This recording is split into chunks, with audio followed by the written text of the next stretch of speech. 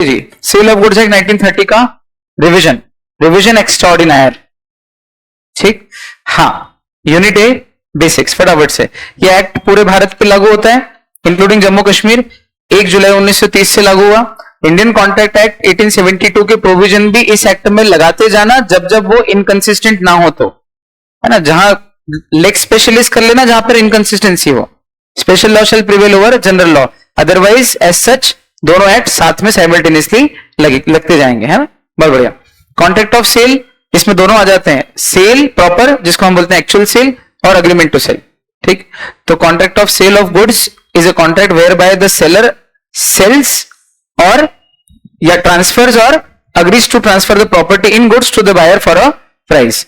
अब की एलिमेंट्स कितने हो गए? एक तो property in goods, property in goods मतलब ओनरशिप, मतलब general property.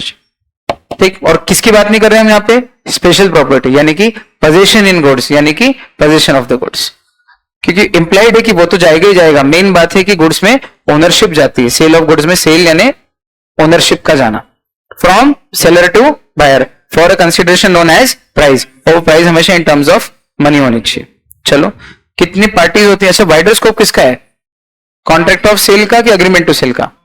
Obviously contract of cell का दायरा बड़ा है, जिसमें दोनों आ जाते हैं। एक्चुअल सेल भी होगी तो कॉन्ट्रैक्ट करके ही होगी, और अग्रीमेंट टू सेल भी हुआ तो एक प्रकार का कॉन्ट्रैक्ट तो है ही। बस अंतर इतना है कि sale is an executed contract of sale और agreement to sell is an executory contract of sale, बराबर।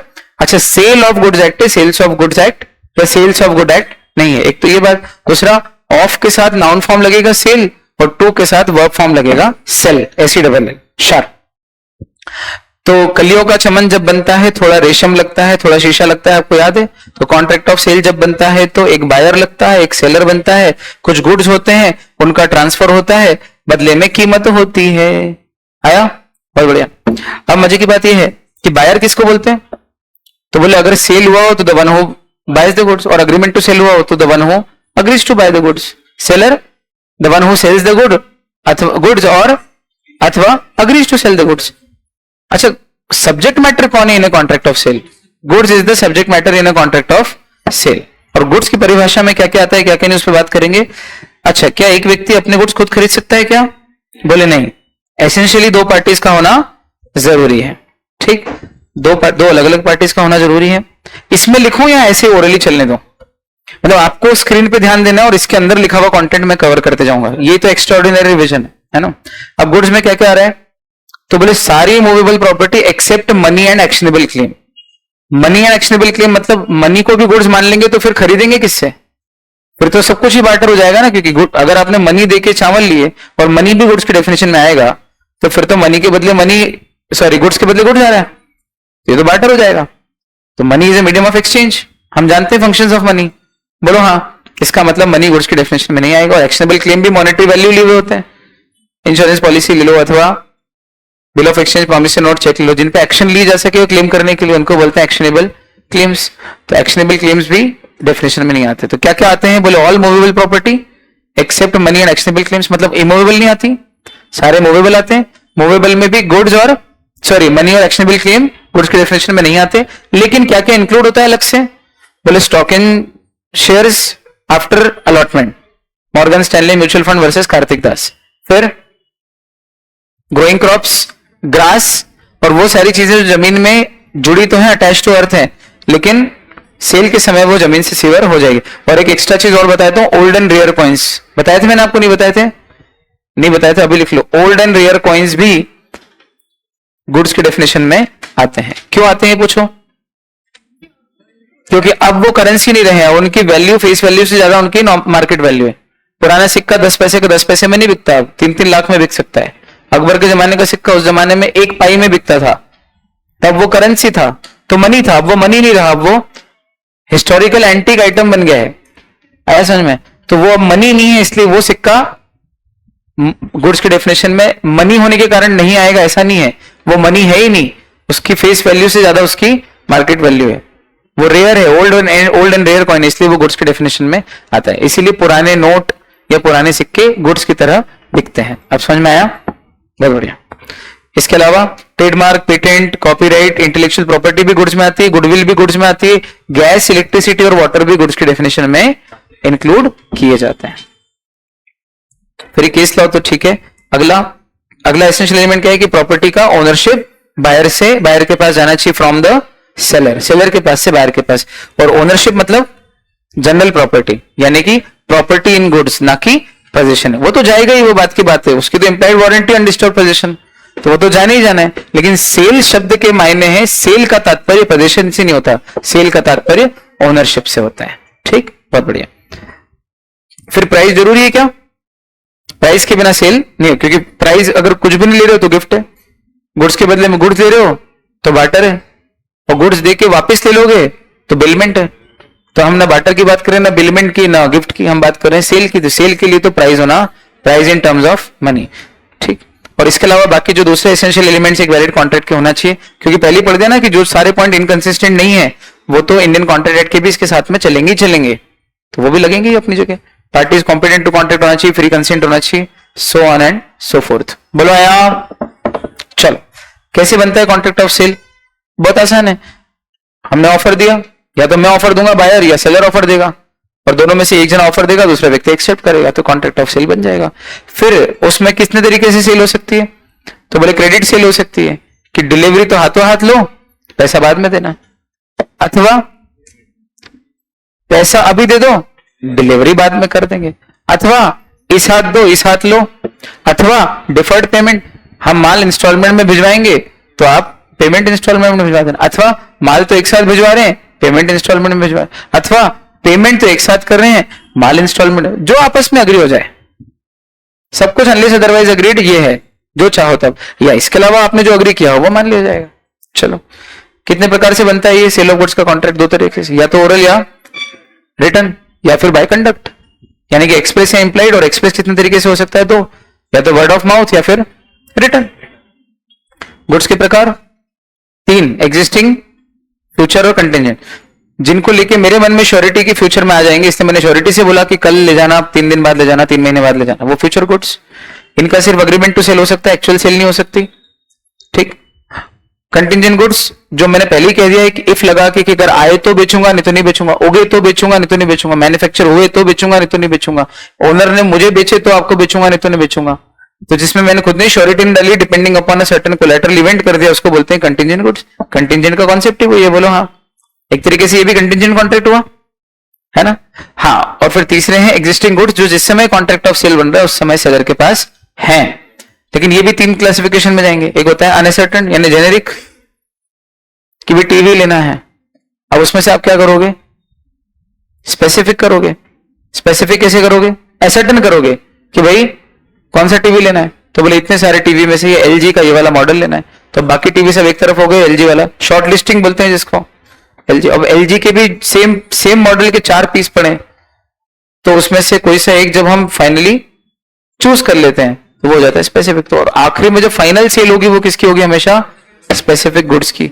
वैसे एक्ट ने स्पेसिफिक और असर्टेन को एक ही माना है, लेकिन कोर्ट ने और टीचर्स ने इंटरप्रेट किया है कि भाई अंतर कर सकते हैं थोड़ा बहुत चाहे तो असर्टेन और स्पेसिफिक में। असर्टेन से एक स्टेप और ऊपर होता है स्पेसिफिक, ये थोड़ा सा अंतर है। ठीक,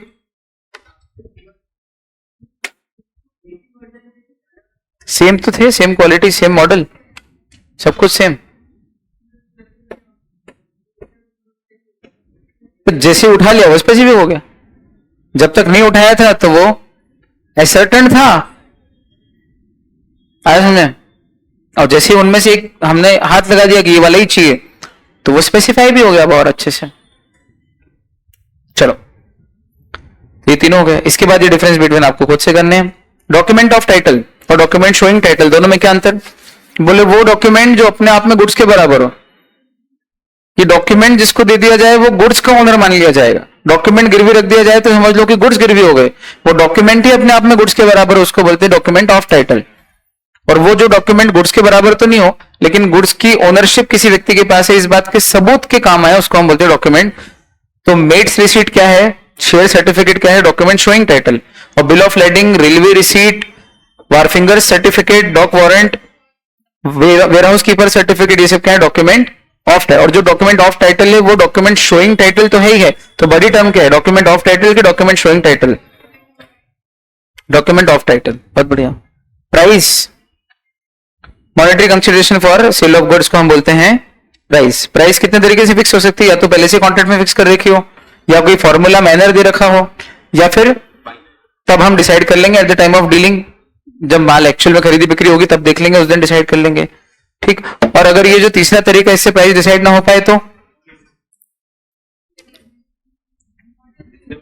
फिर रीजनेबल पे, और गुड्स तो बेच ही दिए, सामने वाले ने कंज्यूम भी कर दिए, जो भी है, तो फिर reasonable price. And what is reasonable depends upon facts and circumstances of each particular case. Obviously buyer ने गुड्स रिसीव करके कंज्यूम कर लिए हो तो फिर उसकी कोई ना कोई प्राइस तो पे।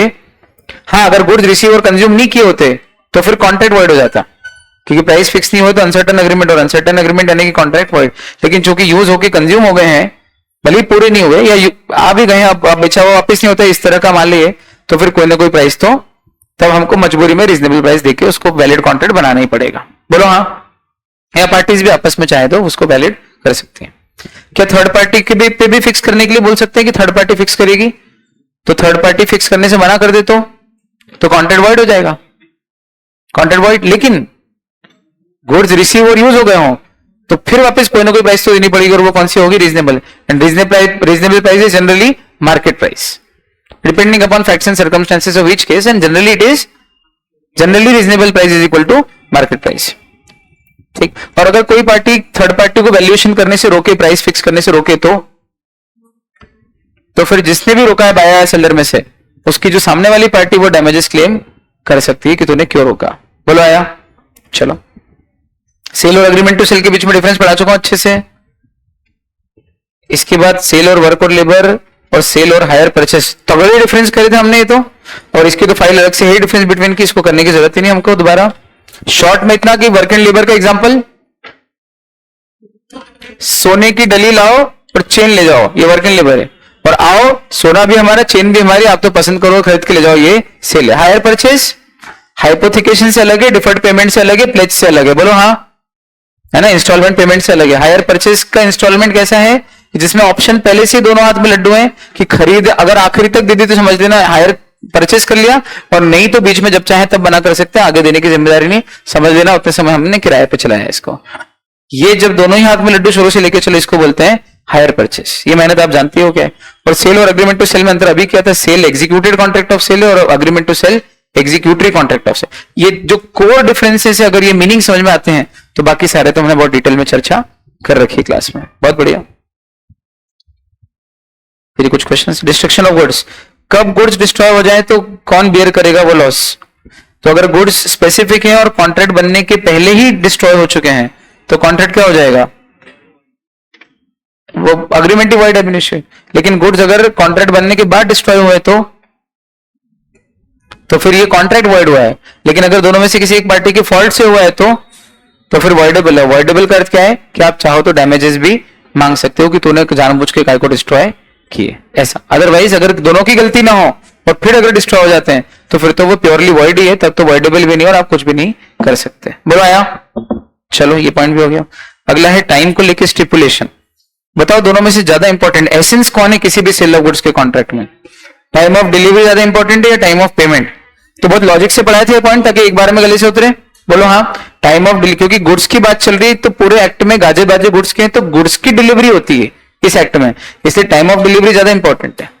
पेमेंट तो कहीं से भी अरेंज किया जा सकता है, पेमेंट लेट हो जाए चलता है, बहुत क्रेडिट सेल्स होती हैं, लेकिन चीज तो आदमी को टाइम पे चाहिए होती है ना यार। मेरे घर में आज शादी है तो मुझे आज मिठाइयां चाहिए, तो पैसे मैं तेरे को 3 दिन बाद दूंगा चलेगा, अनलेस कि हम टाइम को एसेंस बनाए पहले से बोल के बात अलग है। अदरवाइज पेमेंट का टाइम इतना इंपॉर्टेंट एसेंस नहीं होता है जितना कि गुड्स की डिलीवरी। तो दोनों में जब कंपैरिजन होगा तो what is essence of a contract of sale, time of delivery या time of payment. In any contract of sale time of delivery is the essence of contract and not the time of payment, unless specifically provided कि time of payment भी important है। मेरे को जीवन मरण का सवाल है, किसी के इलाज में लगाने पैसे बहुत इंपॉर्टेंट है मेरे को, ऐसा पहले से ही बोला और मेरे को पैसे आज ही चाहिए अभी चाहिए, और ऐसा बोल के मैंने टाइम ऑफ पेमेंट को एसेंशियल एलिमेंट बनाया हो तो बात अलग है। Otherwise in general time of payment of price is not an essential element. मतलब इसका मतलब ये नहीं कि एसेंशियल एलिमेंट नहीं तो पे नहीं करना है, उसका टाइमली पे करना या बिल्कुल उसी दिन पे करना, ये जो बात है ये एसेंस नहीं है। पेमेंट करना तो वो एसेंस है, प्राइस तो पे की जाएगी, लेकिन उसके पे करने का जो टाइम है वो टाइम इतना एसेंस नहीं है। वो बाद में भी हो जाए तो चलेगा, क्रेडिट सेल्स भी हो जाए तो चलेगा, इंस्टॉलमेंट में भी हो जाए तो चलेगा। बोलो आया समझ? बहुत बढ़िया, 1 यूनिट हो गया। अगला कंडीशंस एंड वारंटीज, 5 मिनट में ये होता है। बताओ भाई कितनी कंडीशन और कितनी वारंटीज, और कंडीशन वारंटी दोनों में कॉमन पॉइंट क्या? दोनों ही स्टिपुलेशन है, दोनों ही शर्त है, लेकिन ये इतनी छोटी शर्त है कि चल नहीं भी नहीं मानी हुई मेरी वाली शर्त तो डैमेजेस मांगूंगा। और कंडीशन वो शर्त है जो किसी भी कॉन्ट्रैक्ट ऑफ सेल का मेन बेसिस है, कोर है। ये नहीं फॉलो की तो फिर तो मैं गुड्स ही नहीं लूंगा भाई फिर तो। और कितनी तरह से बना सकते हो आप ये कंडीशंस और वारंटीज? 2 तरह से, या तो एक्सप्रेस या इम्प्लाइड। इम्प्लाइड तो आप नहीं बनाते, बनी बनाई दे रखी लॉ ने पहले से, जो यूनिवर्सल है, जो हर बायर सेलर के बीच में और हर तरह के गुड्स के ऊपर ऑटोमेटिकली लगती है, कॉमन है। और कुछ ऐसी होती है जो आप अपने हिसाब से एक्सप्रेस करते हो, और जो एक्सप्रेस है वो इतने करोड़ों तरह के एक्सप्रेस हो सकते हैं कि उनको पढ़ाया ही नहीं जा सकता है, इसलिए लॉ ने एक्सप्रेस कंडीशन वारंटीज की बात की ही नहीं। ये ऐसे प्रश्न का जवाब दिया है मैंने जो कभी किसी बच्चे ने उठाया ही नहीं, लेकिन कोई इंटेलिजेंट बच्चा उठाता है उसके पहले ही जवाब दे दिया है कि एक्सप्रेस भी होती है और इंप्लाइड भी होती है, लेकिन एक्सप्रेस नहीं पढ़ते और क्यों नहीं पढ़ते उसका जवाब भी दे दिया। बोलो हाँ, बहुत बढ़िया। तो कंडीशन का ब्रीच क्या राइट देता है आपको? कॉन्ट्रैक्ट रिपुडिएट एज या rescind as well as claim damages, जबकि वारंटी का ब्रीच आपको सिर्फ डैमेजेस क्लेम करने का अधिकार देता है। मतलब breach of condition gives you right of R plus D, जबकि breach of warranty gives you right of only D. दोनों के बीच में डिफरेंस अच्छे से जानते हैं हम। बड़ा कौन दोनों में? कंडीशन बड़ी। तो क्या वारंटी कभी कंडीशन बन सकती है? नहीं, कंडीशन वारंटी बन सकती है। Can a condition sink down to the level of warranty? हाँ, इन सर्कमस्टेंसेस में। बोले जब बायर ने खुद ने ही, आ जाओ उस पेज पे, जब बायर ने खुद ने ही ब्रीच ऑफ कंडीशन को ब्रीच ऑफ वारंटी ट्रीट किया हो सेक्शन 13, फिर या तो उसने गुड्स एक्सेप्ट ही कर ली हो। अच्छा, बायर ने खुद नहीं ट्रीट कर लिया ब्रीच ऑफ कंडीशन को एज ब्रीच ऑफ वारंटी, मतलब वो खुद ही सिर्फ डैमेजेस ही मांग रहा हो। सिंपल एग्जांपल है। बहुत बड़ी गलती पे भी जब आप छोटा सा डैमेजेस मांगो, इसका एग्जांपल कभी देखा फेविक्विक में? फेविक्विक के एड में वो लेके जाता है एक म्यूजियम में, और उसके बैग से जो है या उससे धक्का लग जाता है तो 500 साल पुराना अकबर के जमाने का जो वास होता है, वास गुलदस्ता, वो टूट जाता है करोड़ों रुपए का। तो वो उस म्यूजियम का मालिक बोलता है निकाल निकाल निकाल 5 रुपए, और निकाल पैसे बोलता है तो एकदम घबरा जाता है, और जैसे ही बोलता है निकाल 5 रुपए तो वो करते हैं 5 रुपए। क्यों 5 रुपए? फेविक्विक चुटकी में चिपका है। बोलो हाँ, हरी बात समझ में? मतलब इतनी बड़ी गलती पे भी डैमेजेस मांगे इतने से, काइंड ऑफ ये एग्जांपल एग्जैक्टली नहीं बैठेगा इसके अंदर, लेकिन समझाने के लिए कि बड़ी गलती पे छोटा उपाय मांगो तो समझ लो आपने, हुआ तो ब्रीच ऑफ कंडीशन है लेकिन मांगा वारंटी वाला है, सिर्फ डैमेजेस में काम चला रहे हो आप। ठीक है भैया, चला लो, चलो। हाँ, साइकिल में टायर नहीं था तो तूने कहा टायर भी मैं डलवा दूंगा, हवा भी मैं डलवा लूंगा, तो सिर्फ कॉम्पेंसेशन दे दे। तो हुई तो ब्रीच ऑफ कंडीशन है, लेकिन तूने मांगा वारंटी का कॉम्पेंसेशन है, वारंटी वाला उपाय मांगा है। चलो, इसके अलावा उसने गुड्स एक्सेप्ट कर ली हो तो भी कंडीशन वारंटी बन जाती है। और एक्सेप्ट कर लिया ऐसा कब माना जाएगा? तो डब्बे में देखो, या तो तूने बोल ही दिया हो कि मैंने एक्सेप्ट कर लिया, या फिर रीजनेबल टाइम हो गया, तूने रिजेक्ट किए थे तो तेरे को बताना था, फोन लगा के इंटीमेट करना था कि रिजेक्ट कर दिया, आके ले जा। रीजनेबल टाइम हो गया, तूने बताया नहीं, मतलब मान लिया जाएगा कि तूने एक्सेप्ट कर लिया भाई। या फिर तूने ऐसा कोई एक्ट कर दिया हो which amounts to acceptance, further sale या प्लेस कर दिया हो, तो समझ जाओ कि तूने गुड्स क्या कर लिए? एक्सेप्ट कर लिए। बोलो आया समझ? शार्प। और तीसरा है जब गुड्स लौटाना इम्पॉसिबल हो, रिसाइंड करना इम्पॉसिबल हो। अब तो रखने ही पड़ेंगे कि लॉ ने मना कर दिया है, रम केक वाला एग्जांपल, अब आपको वो गुड्स रखने ही पड़ेंगे। ज्यादा से ज्यादा हम आपको कॉम्पेंसेशन दे देते हैं कि आपने रम केक के पैसे दिए थे, हमने आपको ये वाला भिजवाया है, तो रम वाला अमाउंट काट के वापस दे देते हैं, जो भी है। आया समझ में? ये बात है। अब है कंडीशन वारंटी होगी, दोनों की बात होगी। अब ये बताओ कि कुछ ऐसी कंडीशंस और वारंटीज है जो लॉ ने पहले से बोल रखी कि होती है। हाँ, कौन कौन सी? Implied condition, implied warranty. एक एक मिनट में सुनना ध्यान से। Implied condition as to title, ये बोलती है कि गुड्स पे जो व्यक्ति सेल कर रहा है उसकी ट्रू ओनरशिप और वैलिड ओनरशिप होनी चाहिए, इम्प्लाइड कंडीशन है। और अगर आप किसी और के गुड्स या चोरी के गुड्स बेच रहे हो जिन पे आपका खुद का ही टाइटल यानी ओनरशिप नहीं है, तो फिर बायर को पता लगने पर वो गुड्स रिफंड भी कर सकता है, गुड्स रिटर्न करके पैसा रिफंड मांग सकता है, प्लस डैमेजेस भी क्लेम कर सकता है। Implied condition as to title. दूसरा implied condition as to sale by description. The goods must correspond with the description, and if they do not correspond with the description, breach of condition R plus D। बोलते जाएं R plus D। तीसरा, अच्छा इसके अंदर cases कुछ थे कि कई बार ऐसा होता है कि बायर ने गुड्स नहीं देखे हों लेकिन सेलर के द्वारा बताए गए डिस्क्रिप्शन पे बिलीव किया हो। रीपिंग मशीन, अरे पिछले साल तो नहीं थी जबकि वो बहुत पुरानी निकली, तो भी ये सेल बाय डिस्क्रिप्शन का ब्रीच है। अथवा पैकिंग की बात हुई थी कि 10 डब्बे भेजने आपको, एक एक में 30-30 टिन रखने हैं आपको, और आपने 24-24 के टिन के 12-12.5 डब्बे भेज दिए, तो अगर पैकिंग के डिस्क्रिप्शन के अकॉर्डिंग पैकिंग नहीं है तो भी वो सेल बाय डिस्क्रिप्शन का ब्रीच है, बराबर ना। अगला मर्चेंटेबल क्वालिटी। मर्चेंटेबल क्वालिटी मतलब गुड्स सेलेबल क्वालिटी के ऐसे हो जो एक ऑर्डिनरी व्यक्ति को एक्सेप्टेबल हो, ऑर्डिनरी व्यक्ति इस्तेमाल कर सके। और खाने पीने की चीज में मर्चेंटेबिलिटी ही अपने आप में क्या रूप बदल लेती है, होलसमनेस, कि शुद्ध होने चाहिए खाने पीने की चीजें। ठीक, मैंने एक हॉट वाटर बॉटल खरीदी, हॉट वाटर बॉटल जिसके अंदर गर्म पानी भर के फिर बंद करके सेक करते हैं, और वो मैंने लगाई, और लगा के मैं नॉर्मली पीठ पे लगा के थोड़ा हल्का से दीवार से टच हुआ ताकि वो दबी रहे पीठ, ऐसे जोर से पुश नहीं किया, हल्की सी लगा रखी है, या उसको लगा के एक रस्सी बांध ली ताकि वो टिकी रहे पीठ पे, वो पीठ की सिकाई हो जाए, बहुत दर्द हो रहा था, और वो तेज गर्म पानी डालने से हॉट वाटर बॉटल बर्स्ट हो गई और पूरा पानी गरम गरम तेज खौलता हुआ पानी पीठ पे आ गया, पीठ जल गई। तो बोले वो हॉट वाटर बॉटल फटी हुई हम लेके आएंगे, पूरा पैसे लेके आएंगे, प्लस जितने का खर्चा आएगा ये भी लेके आएंगे डैमेजेस, क्योंकि वो क्वालिटी मर्चेंटेबल नहीं है। मजा आ गया एग्जाम्पल सुन के? नहीं, अच्छा डर गए एकदम से? कोई बात पर एग्जाम्पल तो बन सकता है ना ऐसा, बोलो हाँ, बहुत बढ़िया। तो वो कैटापुल्ट वाला याद आ गया आपको, 6 साल का बच्चा गुलेल से, sale by sample, the goods must correspond with the sample, और अगर वो सैंपल के अकॉर्डिंग नहीं है तो बायर उनको रिजेक्ट कर सकता है, प्लस डैमेजेस भी क्लेम कर सकता है। तो ये बोला जाएगा the bulk must correspond with the sample. अच्छा, sample as well as description दोनों हो तो फिर गुड्स दोनों से मैच करनी चाहिए, सैंपल से भी और डिस्क्रिप्शन से भी, और दोनों में से किसी एक से भी मैच नहीं कर रहे हो तो आप कॉन्ट्रैक्ट डिसाइन कर सकते हो, डैमेजेस भी मांग सकते हो। बोलो हाँ, शार्प। और क्वालिटी और फिटनेस कंडीशन नहीं होती है, वारंटी होती है।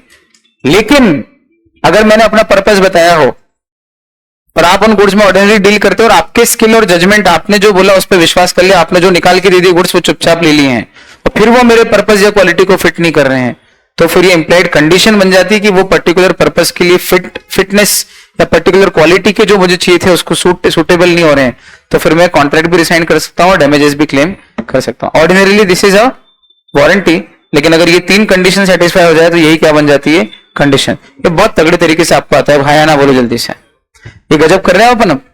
एक तो जान लगा के पढ़ रहे हैं चैप्टर, उसके बाद आ रही समझ में।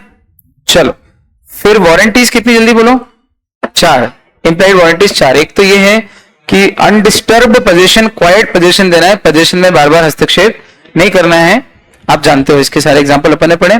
दूसरा एनकम्ब्रेंसेस, यानी कि किसी और का पहले से राइट, पूर्वाधिकार नहीं होना चाहिए। गिरवी गिरवी पड़ा है मतलब किसी और का राइट है, और फिर मैंने बेचा तो टाइटल तो सही दिया है, सिर्फ किसी और का राइट है, और वो राइट गिरवी छुड़ाने के लिए पैसे देने पड़ जाए अगर बायर को, तो उसका कॉम्पेंसेशन मांग सकता है, लेकिन कॉन्ट्रैक्ट रिपुडिएट नहीं कर सकता है। बोलो आया 2। तीसरा, अगर गुड्स हैजार्डियस नेचर के हैं, हानिकारक नेचर के हैं, खाने पीने में गलत कर सकते हैं, आंखों में चल जाए तो गड़बड़ हो सकती है, तो आपको डिस्क्लोज करना जरूरी है, डेंजरस नेचर डिस्क्लोज करना जरूरी है। अगर आपकी बेटी खाने में एक चीज पसंद नहीं आए तो पूरी थाली उठा के फेंक देती है, तो शादी के पहले आपको बताना पड़ेगा कि इसका नेचर ऐसा है भैया, डेंजरस नेचर है, हमने आपको पहले डिस्क्लोज कर दिया, ये बोले जहां घुमाने ले जाना, ये जो खाने को बोले खिला देना, नहीं तो हमारी जिम्मेदारी नहीं है। या आपका बेटा गुस्से वाला हो, vice versa is equally too, कि इसकी हाँ से ना हो जाए, आपको हाँ बोलना थी लेकिन ना बोल दिया आपने, तो उसको गुस्सा आ जाता है और फिर ये चीजें उठा के फेंक देता है। ये एग्जाम्पल कलेजे पे पत्थर रख के बनाया है, जो बनाना था वो तो पहले ही बना दिया। हाँ अरे मजाक करो, जनरल बात है, लड़ाई झगड़ा क्या है इसमें। चलो भाई, हैजार्डियस नेचर ऑफ गुड्स आपको क्या करना है, डिस्क्लोज करना। और आखिरी, नॉर्मली में क्वालिटी और फिटनेस की वारंटी तो है कि generally goods should be fit for general purposes. General purposes की गाड़ी है तो चलने के काम आनी चाहिए, मोबाइल हो तो कॉल लगाने के काम आने चाहिए, बेसिक यूसेज। और ये तो वारंटी, फिर वो नहीं हो रहा है तो सुधार के दो, वो नहीं हो पा रहा है तो सुधार के दे दो, है ना। मोबाइल कभी काम नहीं करता तो कंपनी सुधार के देती है ना, वारंटी है। क्योंकि आया अब बिल्कुल ही ना चले तो फिर तो कंडीशन है चेंज, फिर कंडीशन बन जाएगी। लेकिन सुधरने की गुंजाइश हो तो पहला काम सुधार के देते हैं। जनरल है कि वो जिस काम के लिए जा रहा है, यूसेज ऑफ ट्रेड का अर्थ ही होता है कि वो जिस चीज से वो ट्रेड हो रही है, जिस काम से वो ट्रेड हो रही है, उस यूज में तो आए। मोबाइल फोन पे बात करने, कैमरे, जो जो भी पर्पज है उनके लिए यूज होता है, और उसी के लिए यूसेज नहीं हो पा रहा है उसका, वो जिस काम से वो ट्रेड हो रहा है, तो फिर सुधार के दो, और सुधरे नहीं तो वो कंडीशन बनता है। बोलो हाँ, ठीक। अब क्या हर बारी सब कुछ केवेट वेंडिटर, यानी अभी जो पढ़ रहे थे इतनी देर से इंप्लाइड कंडीशन वारंटी, वो केवेट वेंडिटर था? क्या हर बारी केवेट वेंडिटर लगता है? बोले नहीं नहीं, कभी कभी केवेट एम्प्टर भी लगता है। कैसे?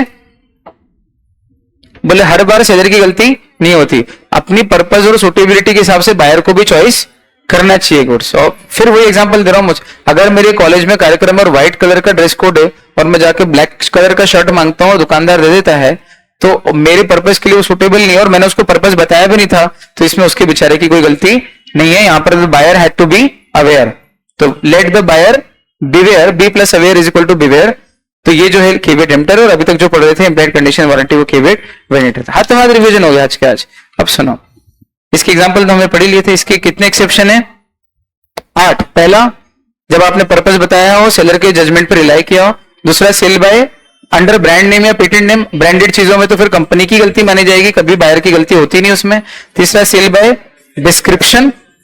चौथा, सेल बाय सैंपल। पांचवा, sale by sample as well as description. फिर गुड्स वही क्वालिटी और फिटनेस, मतलब जहां जहां इंप्लाइड कंडीशन वारंटीज हैं, बेसिकली वो है ही इसका ऑपोजिट ना, इसीलिए तो एक्सेप्शन में आ रहा है वो। वहां पर जहां जहां इंप्लाइड कंडीशन वारंटी है वहां पर केवेट वेंडिटर लग रहा है, और वेंडिटर लग रहा है मतलब एम्प्टर नहीं लग रहा है, तभी तो हम बोल रहे हैं एम्प्टर के एक्सेप्शन में वही पॉइंट आ गया जो केवेट वेंडिटर में आते हैं। तो गुड्स नॉर्मल यूसेज के लिए तो होनी चाहिए, कम से कम गाड़ी चलने के काम तो आनी चाहिए। बोलो हाँ।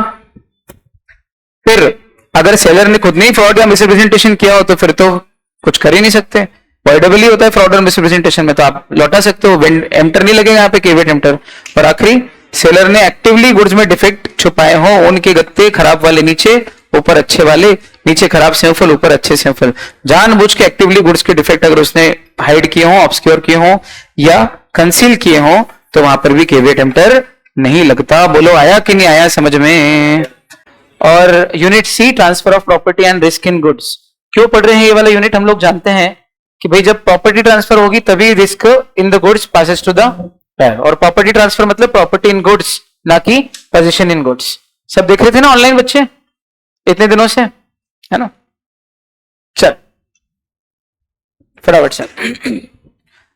जैसे ही प्रॉपर्टी गुड्स में ट्रांसफर होती है, समझ जाओ कि क्या ट्रांसफर होगी। ये सब साइमल्टेनियस है, बनाया भले एरो है लेकिन जो कुछ हो रहा है सब कुछ साइमल्टेनियस हो रहा है, इसके अंदर टाइम का गैप नहीं है। जब ये हुआ तो सब कुछ साथ में हुआ। तो जैसे ही प्रॉपर्टी इन गुड्स ट्रांसफर हुई समझो ओनरशिप ट्रांसफर, और जैसे ही ओनरशिप ट्रांसफर हुई समझ लो उसी समय हाथों हाथ उन गुड्स की रिस्क भी ट्रांसफर हो गई। चले, और जैसे ही रिस्क ट्रांसफर हो गई, इससे ये प्रूव हो गया कि गुड्स की जो रिस्क होती है वो हमेशा किसके पास रहती है? ओनर के पास। मतलब फ्रेज क्या बन गया? Risk always passes with ownership, अथवा यूं कह लो कि रिस्क हमेशा किसकी होती है? ओनर की। तो फिर जनरल रूल क्या बन गया लैटिन फ्रेज में? रेस्पिरिट डेमिनो, रिस्क पासेस विद ओनरशिप। ठीक है, अच्छा, लेकिन ये जरूर है कि अगर किसी कॉन्ट्रैक्ट ऑफ सेल के अंदर डिलीवरी करने में डिफॉल्ट किसी एक पार्टी के कारण हुआ हो, तो फिर उस केस में ओनरशिप किसकी भी हो, ओनरशिप किसी की भी हो, जिस पार्टी के कारण डिफॉल्ट हुआ है रिस्क फिर उसकी होगी। डिले इन डिलीवरी या डिले इन, अब मैंने डिलीवरी लेने में डिले किया हो तो बायर की गलती, और सेलर ने डिलीवर करने में डिले किया हो तो सेलर की गलती, और in that case the party at default will bear the loss, then it is immaterial whether the ownership has been transferred और नॉट, या हु इज द ओनर। ऐसा चले, केस लॉ तो अपन इसके अंदर स्किप करते जाते हैं, आपको मालूम है, और सब केस लॉ की अलग से लिस्ट बनी हुई भी है। एक्शन अगेंस्ट थर्ड पार्टी, मजे की बात, जब आपको ओनरशिप मिल जाती है तो थर्ड पार्टी के खिलाफ भी एक्शन लेने का राइट आ जाता है। क्यों? क्योंकि अब आपको मिल गया जस्ट इन रेम या राइट इन रेम, यानी कि right against the whole world. तो जैसे ही ओनरशिप ट्रांसफर होती है आपको पूरी दुनिया के खिलाफ राइट हो जाता है कि कोई भी मुझसे गुड़ छुड़ा के लेके जाएगा नहीं, और अगर लेके जाएगा तो मैं केस कर सकता हूं। जस्ट इन रेम आ जाता है। चले फटाफट से देखिए importance of transfer of property. तो इसके पॉइंट्स देखेंगे। एक बार जब प्रॉपर्टी ट्रांसफर हो जाती है, इधर खड़े होकर पढ़ाता हूं, एक बार जब प्रॉपर्टी ट्रांसफर हो जाती है तो क्या होता है? तो बोले पहला, जैसे ही ओनरशिप यानी कि प्रॉपर्टी ट्रांसफर हो जाती है उसके साथ होने वाली जो रिस्क है, गुड्स को नुकसान होने की जो रिस्क है वो भी क्या हो जाती है? ट्रांसफर हो जाती है। दूसरा, सेलर का राइट आ जाता है बायर को सू करने का कि मैंने तेरे को ओनरशिप दे दी है, अब तो मुझे पैसे दे। अगर ओनरशिप पोजीशन दोनों चले गए हो तो बायर को सू कर सकता है। कौन? सेलर। और तीसरा, बायर को गुड्स के ऊपर पूरे राइट आ जाते हैं। कौन से राइट? प्रॉपर्टी राइट्स मतलब जो n नंबर ऑफ राइट्स होते हैं, n नंबर ऑफ राइट्स है ना, बेचना, तोड़ना, फोड़ना, गिफ्ट कर देना, गिरवी रखना, जो जो एक ओनर अपनी गुड्स के साथ कर सकता है, वो सारे राइट्स बायर को कब आते हैं? ओनरशिप आने के बाद। तो समझ में आया कि ट्रांसफर ऑफ प्रॉपर्टी यानी कि transfer of ownership. Transfer of कौन सी प्रॉपर्टी? स्पेशल प्रॉपर्टी की general property? General property, ownership की बात चल रही है ना। तो जैसे ही ट्रांसफर ऑफ प्रॉपर्टी यानी कि ट्रांसफर ऑफ जनरल प्रॉपर्टी यानी कि ट्रांसफर ऑफ ओनरशिप हो जाती है, वैसे ही रिस्क भी ट्रांसफर हो जाती है। पहला इंपॉर्टेंस। दूसरा, सेलर को पैसे वसूल करने के लिए सू करने का राइट आ जाता है। और तीसरा, बायर को गुड्स के ऊपर पूरा ओवरऑल प्रॉपर्टी राइट्स गेन हो जाते हैं, अक्वायर हो जाते हैं। सही गलत जल्दी बोलो, पक्का शार्प, जल्दी करना पड़ेगा आपको। चलो भाई, किस प्रकार के गुड्स में ओनरशिप कैसे ट्रांसफर होती है? खटैक से 3 मिनट में। और अगर अनएसर्टेन गुड्स हो तो पहले एसर्टन करो, स्पेसिफिक करो, प्राइस एसर्टन करो, डिलीवरेबल स्टेट में लाओ और बायर को नोटिस दो। अगर ये सब कर दिया है तो अपने आप हम क्या मान लेंगे? और जैसी ओनरशिप ट्रांसफर हुई, रिस्क भी ट्रांसफर। हाँ, लेकिन अगर गुड्स एसर्टन ही हो तो बोले फिर ये देखो कि वो डिलीवरेबल और प्राइस डिटरमाइंड है कि नहीं। बोले हाँ वो भी होगी। तो अगर वो भी है तो फिर तो इधर कॉन्ट्रैक्ट बना और इधर हाथों हाथ ओनरशिप भी ट्रांसफर हो गई। हाँ, लेकिन गुड्स डिलीवरेबल स्टेट में है तो है, पर प्राइस डिटरमाइन नहीं हुई है। क्यों? क्योंकि अभी उनको तोलना, नापना, मेजर करना बाकी है। जैसे आपने कहा कि जितना भी गेहूं पड़ा है इस डब्बे में सब दे दो, तो गुड स्पेसिफिक हो गई कि इस डब्बे के सारे गेहूं, पर पहले तोल तो लेन दो कि कितना है, मेरे को ही नहीं मालूम है डब्बे में कितना है। तो जब तक कि वो वे, मेजर या टेस्ट नहीं, भाई ये कपड़े का थान जो पड़ा है, शर्ट पीस और पैंट का कपड़ा ये जितना पड़ा है, जितना भी, ये सब दे दो। तो बोले ये एक कपड़े का इतना बड़ा पीस है, बोले इसको नापना तो पड़ेगा ना, कितना है? 300 रुपए मीटर के हिसाब से। एक बार नाप लिया, बोले 4 मीटर है, बोले पूरा दे दो। एम्प्लॉइज की पैंटें बनवानी, शर्टें बनवाने, बोलो हाँ एम्प्लॉइज की पैंट शर्ट बनवाने भाई। मालिक गया था खरीदने। तो मुझे बता दो कि जब तक, फिर इस केस में जब तक उनको नापेंगे, तोलेंगे नहीं, टेस्ट नहीं करेंगे और उससे हम प्राइस डिटरमाइन नहीं कर लेंगे, तब तक ओनरशिप ट्रांसफर नहीं होगी। बोलो आया। तीसरा, अगर गुड्स नॉन डिलीवरेबल स्टेट में है तो पहले उनको डिलीवरेबल स्टेट में लाना पड़ेगा और बायर को नोटिस देना पड़ेगा कि डिलीवरेबल स्टेट में आ गए हैं, ले जाओ, या हम भिजवा रहे हैं। तो जैसे ही ये सब कुछ हो जाएगा तो ओनरशिप ट्रांसफर हो जाएगी। और अगर गुड्स सेल ऑन अप्रूवल किए गए हो तो बोले जब तक अप्रूवल नहीं होती तब तक ओनरशिप ट्रांसफर। और अप्रूव कर दिए हैं सब कब मानते हैं? जब उसने गुड्स रख के बोल दिया हो कि अप्रूव कर दिए हैं, या रीजनेबल टाइम हो गया अभी तक रिजेक्शन का नोटिस नहीं दिया हो तो, या फिर उसने ऐसा कुछ कर लिया हो जो सेलर की ओनरशिप से इनकंसिस्टेंट हो, यानी कि फर्दर किसी और को सेल कर दी हो या प्लेज कर दी हो, तो समझ जाओ कि बायर ने गुड्स अप्रूव या एक्सेप्ट कर लिया। और अगर गुड्स एक्सेप्ट कर लिए तो फिर अब ओनरशिप ट्रांसफर बायर को हो गई। सब तगड़ा पड़ा है, बोलो हाँ या ना शार्प। अब ये जो नीचे लिखा है हम टेबल में कवर कर चुके हैं पूरा। चलो फिर, ये जबरदस्त पॉइंट था। अच्छो की इसके अंदर लगी पड़ी रहती है अधिकतर पूरे इंडिया में। सेलर ने क्या कर लिया ये बोलो? गुड्स को सेल करने का राइट अपने पास रिजर्व करके रख, मतलब बेचने का कॉन्ट्रैक्ट कर लिया है, अग्रीमेंट टू सेल कर लिया है और डिलीवरी भी भिजवा दी है, कैरियर के पास है या भिजवा दी है, लेकिन अभी भी गुड्स को बेचने का राइट अपने पास क्या करा है? रिजर्व रखा है, पहले से रिजर्व रखा है। बहुत बढ़िया। अब कितने तरीके से रिजर्व कर सकते हो आप? 2, एक्सप्रेस, फोन लगा के बोल दिया, ओरली बोल दिया, या लिख के भेज दिया कि भैया गुड्स तो अभी भी मेरी ओनरशिप रहेगी और मैं चाहूं तो किसी को बेच सकता हूं। Expressly you can reserve the right of disposal of goods. और इंप्लाइड तरीके से रिजर्व कैसे करते हो आप अपना राइट ऑफ डिस्पोजल? या तो गुड्स के साथ साथ आपने आप बिल ऑफ एक्सचेंज भेजा हो इस शर्त पे, या डॉक्यूमेंट ऑफ टाइटल के साथ साथ बिल ऑफ एक्सचेंज भेजा हो इस शर्त पे कि ये बिल ऑफ एक्सचेंज करेगा एक्सेप्ट, तभी ये ओनरशिप तेरे को ट्रांसफर होगी। और फिर वो व्यक्ति अगर बिल ऑफ एक्सचेंज एक्सेप्ट नहीं कर रहा है तो समझ जाओ कि इंप्लाइड है, बोलने की जरूरत ही नहीं मुंह से, अभी भी गुड्स को बेचने का राइट किसका है? सेलर का ही है। साथ में क्या भेज दिया? बिल ऑफ लेडिंग के साथ बिल ऑफ एक्सचेंज भेज दिया। ठीक, या तो एक ही वही रेलवे रिसीट ले लो, बिल ऑफ लेडिंग ले लो, डॉक्यूमेंट ऑफ टाइटल, या फिर डॉक्यूमेंट ऑफ टाइटल रखे अपने पास लिया है, दिया ही नहीं है। डॉक्यूमेंट ऑफ टाइटल खुद के या खुद के एजेंट के पास ही रखे रहने दिया है, बायर को दिया ही नहीं है। तो इससे ये प्रूव हुआ कि डॉक्यूमेंट ऑफ टाइटल कितना इंपॉर्टेंट डॉक्यूमेंट है कि वो ओनरशिप और पोजीशन दोनों के बराबर माना जाता है एक तरीके से, है ना। तो ये 2 तरीके हैं। इंप्लाइड तरीके से आप क्या कर सकते हो? राइट ऑफ डिस्पोजल को रिजर्व कर सकते हो। हाँ या ना पक्का? देखे कि नहीं वीडियो लेक्चर अच्छे से इसके, तो रिलेट करेगा, है ना। पूरे देखिए रोज। चलो ये हो गया reservation of right of disposal. Shipment delivery या रेलवे डिलीवरी में जब तक कि मेरा एजेंट या मैं ऑर्डर नहीं देते आपको रेलवे को कि इनको पेमेंट कर दो, कैसे दिया जाता है, कैसे दिया जाता है वो ऑर्डर? जो बिल ऑफ लेडिंग या रेलवे रिसीट है वो अगर बायर को दे दिया जाए तो समझ जो हम समझ लो हमने ऑर्डर दे दिया है कि इसको दे दो गुड्स। और अगर हमने वो bill of exchange sorry bill of lending या रेलवे रिसीट अपने पास ही रख रखा है मैंने या मेरे एजेंट ने, और अभी तक बायर को दिया ही नहीं है, तो समझ जाओ अभी तक मैंने ओनरशिप का राइट नहीं दिया, मतलब डिस्पोजल का राइट अभी भी अपने पास रिजर्व करके रखा है। और या फिर दूसरा तरीका है कि मैं मान लो दे भी दूं उसको, डिलीवरी ऑर्डर भी दे दूं, रेलवे रिसीट और बिल ऑफ लेडिंग भी दे दूं, पर साथ में क्या भेज दूं? कोलैटरली क्या भेज दूं साथ में? Bill of exchange. अब वो इस बात की शर्त है कि तू बिल ऑफ एक्सचेंज एक्सेप्ट करेगा मतलब पेमेंट के लिए रेडी है, तो तेरे को बिल ऑफ लेडिंग या रेलवे रिसीट भी दे देंगे। और अगर बिल ऑफ एक्सचेंज एक्सेप्ट नहीं कर रहा है तो फिर हम वापस बुलवा लेंगे, हमारा राइट ऑफ डिस्पोजल बिना कहे, बिना बोले, बिना लिखे अपने आप ही क्या हो जाएगा? रिजर्व हो जाएगा। क्या रिजर्व हो जाएगा? राइट ऑफ डिस्पोजल, यानी right of sale, right to sell. क्या कहते हो? आया पक्का? शार्प? बहुत बढ़िया। और फिर ये चेन्नई और मालदीव वाला एग्जांपल तो बहुत ही प्यारा था, एग्जाम में आ जाए तो तैयार। चलो, हाँ, law relating to passing of risk in sale of goods. Goods कब तक सेलर के रिस्क पे होते हैं? जब तक कि ओनरशिप ट्रांसफर नहीं होती। अच्छा, जैसे ही ओनरशिप ट्रांसफर हो जाए तो रिस्क किसकी हो जाती है? बायर की, फिर चाहे डिलीवरी हुई हो या नहीं हो, क्योंकि रिस्क पासेस विद पोजीशन की risk passes with ownership, risk passes with ownership. पर इसके भी कुछ एक्सेप्शन है क्या कि कभी कभी रिस्क ओनरशिप के साथ ट्रांसफर नहीं होती? पहला एक्सेप्शन तो ऊपर भी पढ़ के आए थे हम, अगर डिले हुआ हो डिलीवरी में on the fault of any of the parties तो फिर वो पार्टी बेयर करेगी, ना कि ओनर।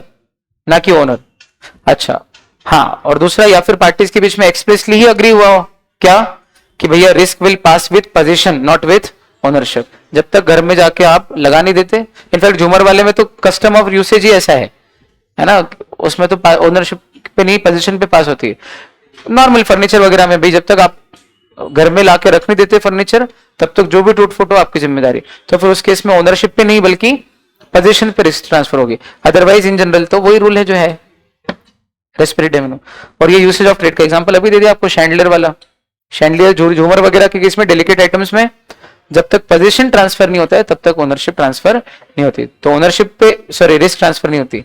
तो ओनरशिप पे रिस्क ट्रांसफर हो रही है कि पोजीशन पे ट्रांसफर हो रही है? इन एक्सेप्शनल केसेस में किस पे हो रही है? इन दोनों में पोजीशन पे हो रही है, या तो एक्सप्रेस अग्रीमेंट हो आपका या फिर यूसेज ऑफ ट्रेड हो, और यहां वाला गलती करने वाला भुगत रहा है। चलो, इसके अलावा क्या सेक्शन 26 ये बोलता है कि जिस भी व्यक्ति के पास गुड्स की पोजीशन है, मान लो वो ओनर न भी हो तो भी उसकी एक बेली वाली ड्यूटीज तो बनती है? बेली मतलब वो व्यक्ति जिसके पास किसी पर्पस के लिए गुड्स पड़े लेकिन ओनरशिप नहीं और वो बाद में लौटाने वाला है, तो बेली की ड्यूटीज ये है कि गुड्स को केयरफुली रखे, संभाल के रखे, नष्ट न होने दे। तो माना कि ओनरशिप मेरे पास नहीं है, बायर ने ले ली ओनरशिप, पर जब तक मेरे पास पड़े हैं, बायर शाम को आके लेके जाएगा गुलदस्ता, तब तक कम से कम केयरफुली तो रखूं। आया समझ में? पक्का? हाँ, अब अगर मैं केयरफुली नहीं रखूं तो गुड्स का जो भी लॉस होगा वो कौन बियर करेगा? बेली बियर करेगा, पर ओनर तो बायर है। रामलाल, एक्सेप्शन, अगर आपने बेली वाली ड्यूटीज नहीं निभाई हैं तो फिर आप, हाँ, लेकिन आपका माल जो है मैंने कहा ले जाओ और आप लेके नहीं जा रहे हो, और मैंने कहा मेरे गोडाउन में जगह नहीं तो मैंने बाहर रख दिया, फिर पानी में सड़ गया, तो मैंने जानबूझ के वेस्ट नहीं किए, मेरे को मेरा सामान भी तो रखना है। क्वेश्चन आया हुआ है ऐसे एग्जाम में, हाँ, एमटीपी आरटीपी पीवाईक्यू में, तो उस केस में कौन जीतेगा? सेलर कि बायर? फिर सुन लो, सेलर ने बायर को माल भेजा, बायर को माल पसंद नहीं आया, goods were not according to the contract, तो उसने बोल दिया कि भाई ले जाओ वापस, रिजेक्ट कर रहा हूं मैं गुड्स। और बोले मेरे गोडाउन में जगह नहीं है, जल्दी आके ले जाओ, भाई मेरे दूसरा भी सामान आ रहा है, मैं वो रखूंगा, तो मैं बाहर रख रहा हूं आपका सामान, बाहर रख दिया, अचानक से बारिश आ गई बहुत सारी और वो माल सड़ गया, तो क्या ये जो माल सड़ने की पूरी लॉस है, पूरा जो नुकसान है, कौन बेयर करेगा? सेलर की बायर?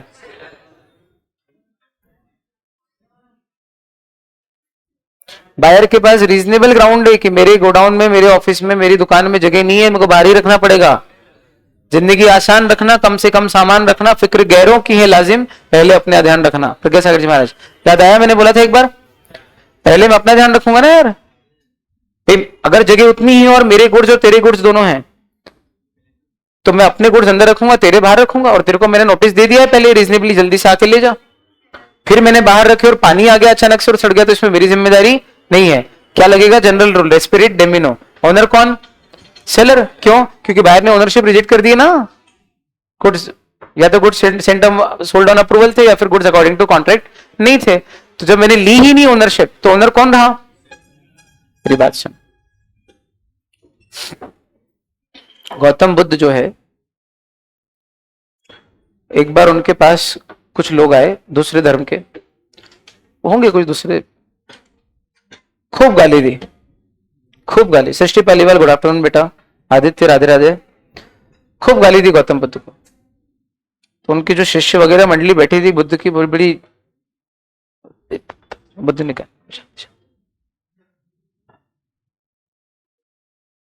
चले गए सब गाली देके।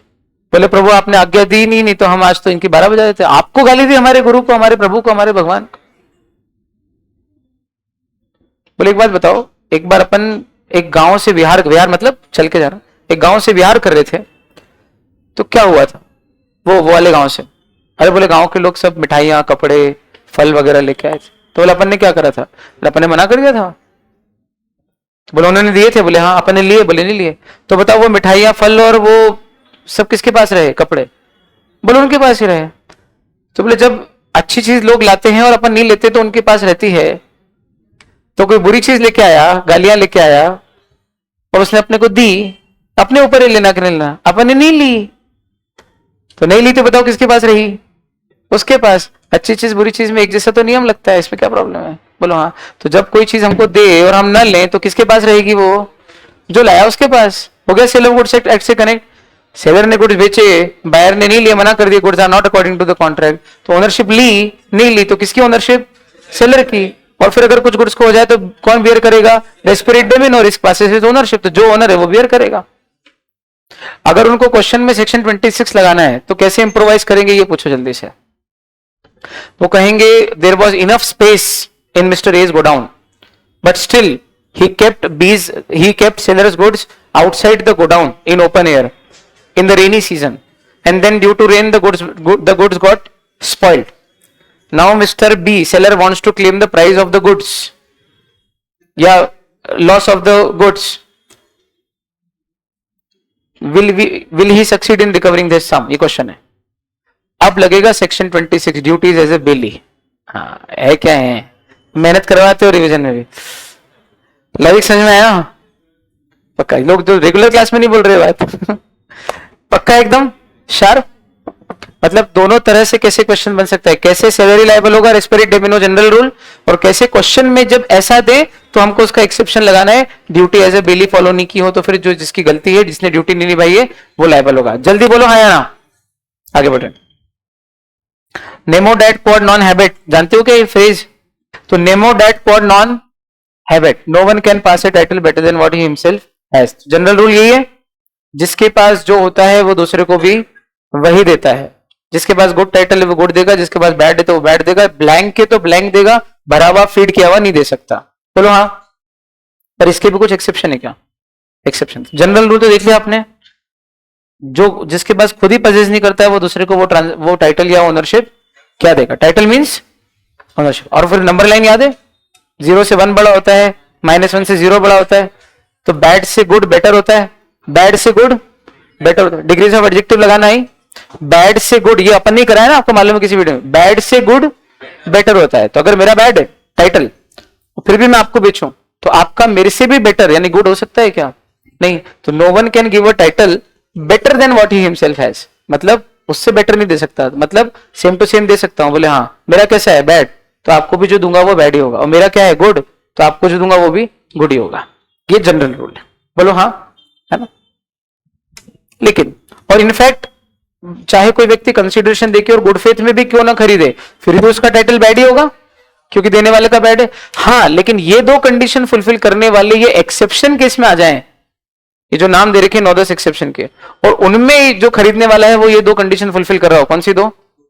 गुड फेथ और कंसिडरेशन, यानी फॉर वैल्यू, यानी इनोसेंट बायर कम शब्दों में कहे तो फिर जो है वैलिड टाइटल भी जाता है, पास होता है। वो अपन पढ़ेंगे एक्सेप्शन।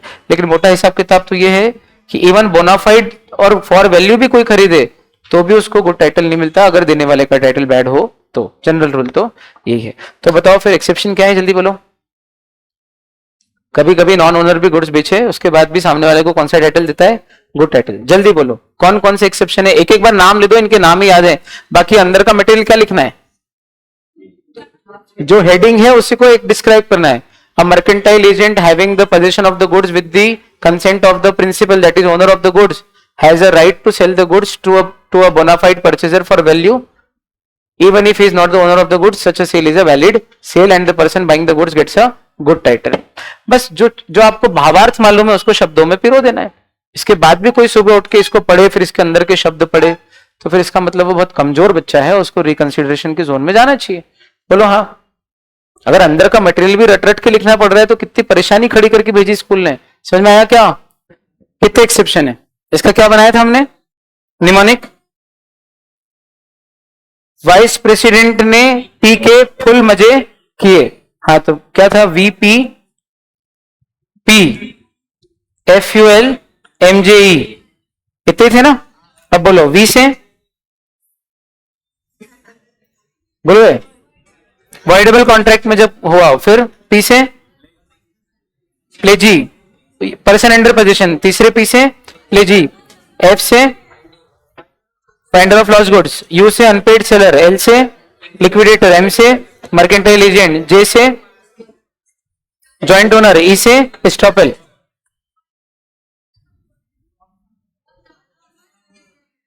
ये वाला बस इतने से, ये वो लगा रहा है दूसरा ये।